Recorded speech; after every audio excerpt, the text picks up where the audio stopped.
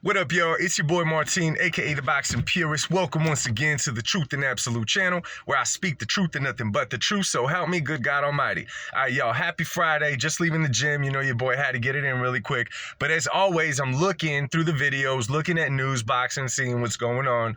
And I ran into a video today from a lot of people's favorite fighter, David Benavidez, on a channel. I don't know how to pronounce the dude's name. Mamawik something. Real humble dude. He gets nice people. Status boxers on his channel. Make sure to check him out. I'll probably put his link down there so you guys see what interview I'm talking about.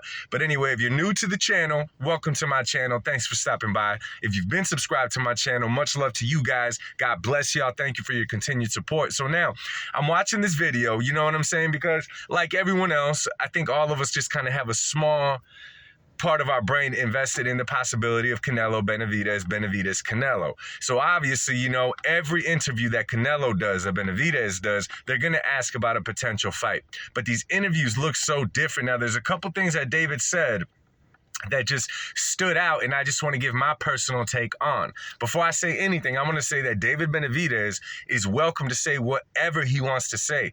All of us are welcome to say whatever we want to say. This is the most greatest country in the world. We could literally speak whatever. However, for certain things we say, there's going to be consequences, right? There's going to be someone with something to say. It's always going to happen. People are always going to have an opinion. You guys are going to have an opinion about this video, but that's what we're here for, right? Absolutely. So David Benavidez is on there, and of course he's being asked about from this dude about the Canelo fight, and David's answer was that it's looking more and more possible because of the people in Saudi Arabia. Turkish Aladara, whatever his name is might be looking to put the money forward for the fight. There was a couple of interesting points though. So one, you know, David Benavidez is pretty much saying that Canelo might get his way. Let me turn on the AC, y'all. He might get his way and get the 200 million, right? Okay. So then the dude asks David, how much money would you want, you know, of that 200 million? So what David goes on to say is that originally when he was offered the contract, or when they were in the mini negotiation a while back, that he was offered a flat fee of $5 million to fight Canelo, in which David answers and says he doesn't care about the money he's going to make in this fight. He said right now in his career, he doesn't care about the money that he's going to make.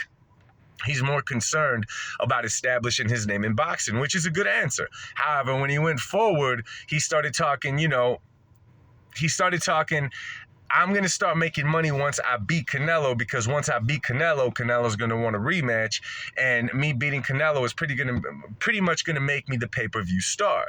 Now, I've heard that thrown around a little bit, and I have not paid too much mind to it, right? Not only from David Benavidez, I've heard it from different people that really think that once you beat the pay-per-view star, once you beat the cash cow, all of a sudden you inherit the crown of being the face of boxing. You become the pay-per-view star. When has this happened, though? And that's where I'm like, okay, hold on, slow it. Pump your brakes. It does not happen that way.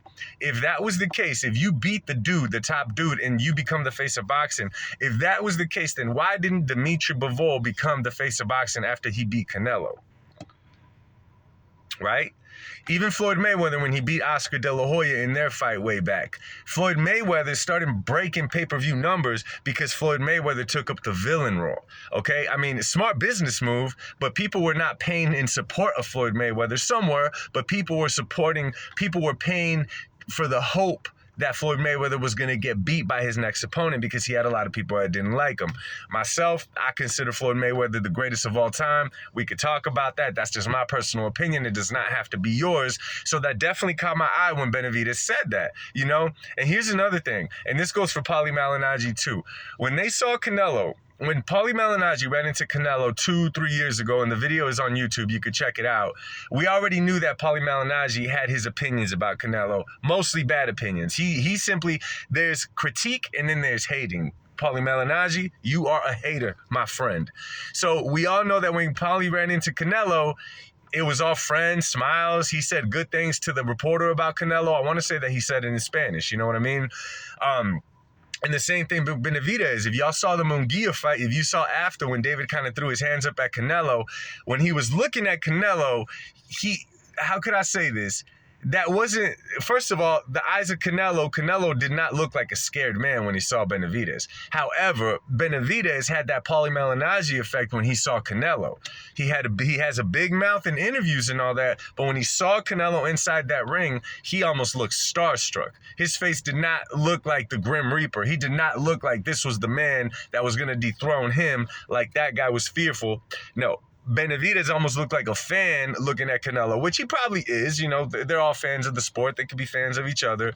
But Canelo did not look like a scared man. Canelo did not look like one running away from a challenge. You know what I'm saying? So these interviews, and this is the thing though, David Benavidez did catch a lot of traction in the beginning when the whole Canelo ducking thing was going around. David Benavidez caught a lot of traction, and what I mean by that, his name started catching traction. He was blowing up a little bit more. Obviously, the merch followed right behind it with all his t-shirts and all that kind of stuff. So David Benavidez, although he may not say it out loud, his name is named the absolute most when it's tied with Canelo Alvarez. You know what I'm saying? He was also asked about a possible fight with Jaime Munguia, in which he said that they wanted to fight Munguia and Munguia didn't want to fight him. But this is the thing, you know, with David Benavidez, and I think this is the confusion with a lot of people. A lot of people say that people are ducking Benavidez, you know, Jaime Munguia, obviously Canelo and this and that. But I'm going to be real with y'all. I'm going to keep it real with y'all, and I've said this in the past. I don't think anyone is scared of David Benavidez, right? I just think that everyone in that weight class recognizes the size of David Benavidez. Y'all have to realize how much the size of David Benavidez plays into these people's minds, because David Benavidez is a big dude. He's not all size. David Benavidez is fast. He could bang. He's skillful. All of the above. But it's the size that, in my opinion, is the reason why Jaime Munguia necessarily didn't jump at this fight. And at the same time, Jaime Munguia was trying to get the Canelo fight like everyone else was. So I'm not going to even say that size had anything to do with it as far as Jaime Munguia. Canelo is in the status of shot caller.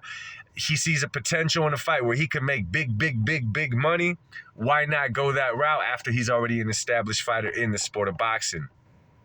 But the term duck Canelo and all this ducking, I don't even know where this came from, right? I don't even know this term, not just pertaining to Canelo, just in general. But I think as a boxing public, y'all, we just need to stop this. We just need to stop this. There's certain fighters that are really careful with their career from beginning to end, and their career is spoken into existence rather than them earning it, okay? You take a Canelo Alvarez that started from step 147, he moved his way up by fighting.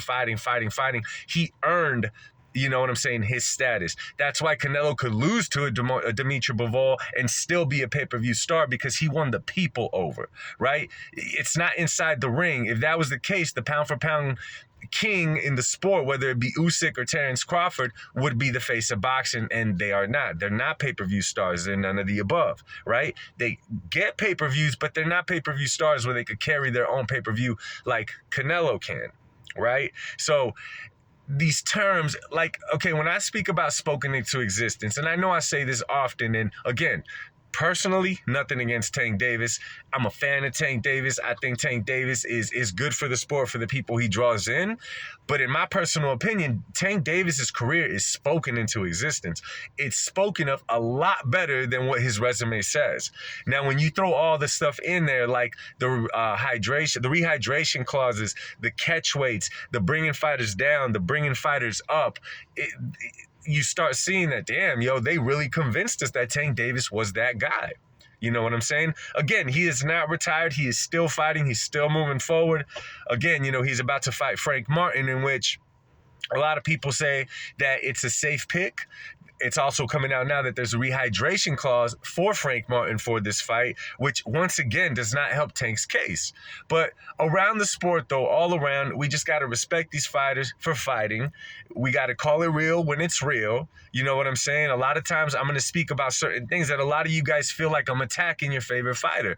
It has nothing to do with attacking anybody. It has simply to do with calling it how it is, and that's why this is the Truth and Absolute channel. You know what I'm saying? So I just wanted to throw my insight on the interview that I saw and what I thought about it. And again, you know, I also saw that David's putting out these shirts. It's pretty much like the game Duck Hunt, and it's like duck season. And again, when you do that, you're tying your name with Canelo's. You're tying your name with him. What you're showing is that you need Canelo, right? You need him to keep your name alive. You know what I'm saying? If David is smart, you're at 175 now. You're fighting dudes closer to your size. A lot of people that watch the sport closely are now going to be watching how David performs in that weight class. I think he's going to do good. Nonetheless, wait to see what happens when they fight. Obviously, he's a co-main to Tank Davis here coming up in a few weeks. So drop a comment down below. Let me know what you guys think. Let me know if y'all saw the interview. Let me know what y'all think about the current situation in boxing, about Canelo, about Tank Davis, the stuff that I touched on here. Drop a comment down below. Much love. Enjoy your Friday. God bless y'all. And remember, truth shall set y'all free. Peace.